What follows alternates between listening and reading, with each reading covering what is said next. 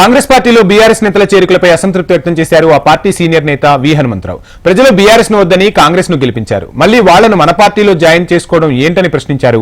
నువ్వు ముఖ్యమంత్రివి, వాళ్లు నీ దగ్గరకు రావాలి, కానీ నువ్వే వాళ్ల దగ్గరికి వెళ్లి పార్టీలోకి ఆహ్వానించడం సరికాదన్నారు. నీ స్థాయిని నువ్వే తగ్గించుకుంటున్నావు, ఆలోచన చేసుకో అని సూచించారు విహెచ్. బీఆర్ఎస్ వాళ్లు కాంగ్రెస్ లో జాయిన్ అవుతుంటే మన పార్టీ కార్యకర్తలు బాధపడుతున్నారన్నారు. రేవంత్ ఒక్క సైడ్ వెనక రెండు సైడ్స్ వినాలని చెప్పారు. తాను మీకు వ్యతిరేకం కాదు, ఎవ్వరికీ అన్యాయం జరగద్దనేదే తన ఆవేదన అన్నారు విహెచ్. జిల్లాలలో బీఆర్ఎస్ ప్రభుత్వం మా కార్యకర్తల మీద ఎన్నో కేసులు పెట్టారు. ఇవాళ మేము కేసులలో మేము ఇరుక్కుంటే ఇతర పార్టీలలో నువ్వే అన్నావు బీఆర్ఎస్ ఖతం అయిపోయింది, బీఆర్ఎస్ ఇస్ నో మోర్, దోచుకున్నారు అన్నారు. మన దోచుకున్న వాళ్ళకు ఇవాళ మా కార్యకర్తలు బాధపడుతున్నారు. చాలా విషయాలు ఆయనకు పర్సనల్ గా చెప్తామని ట్రై చేసిన ఆయన టైం అయ్యాడు.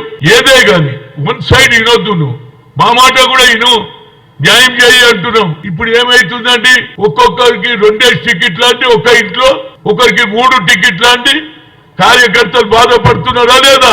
వాళ్ళు చెప్పుకోలేకపోతున్నారు. ఇవాళ ఇంకొకటి వే ఉన్నదని నువ్వే అన్నావు, వే ఉన్నది కాబట్టి ప్రతి ఒక్కడు వస్తున్నాడు. వాళ్ళు మన దగ్గర రావాలి, మనం వాళ్ళ ఇంట్లోకి పోవడం అంత న్యాయం లేదండి. రాష్ట్ర